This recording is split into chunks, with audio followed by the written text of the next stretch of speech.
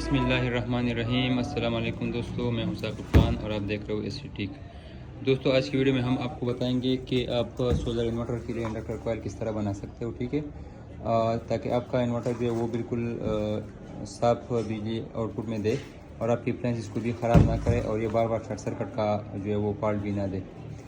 तो आपने दोस्तों ये करना है कि आपने हल्का वायर लेना है, जितना हल्का आप ले सकते हो आपने लेना है। ठीक है, यानी आप 19 नंबर वायर ले ले या 17 नंबर वायर ले ले या 20 नंबर वायर ले ले। इसको 4 या 5 या 3 अपने एम्पेयर के हिसाब से आप सेट कर ले।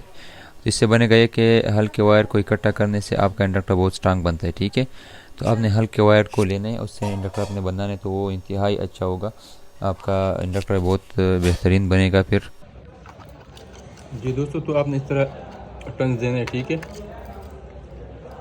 ये अब हम छोटे 3 किलोवाट का 6 पैनल वाला इन्वर्टर बना रहे, तो इसमें हम जो है वो सिल्वर वायर का यूज़ कर दें। कोशिश करें कि आप इसमें कॉपर वायर का यूज़ करें ज़्यादा लोड के लिए। ठीक है,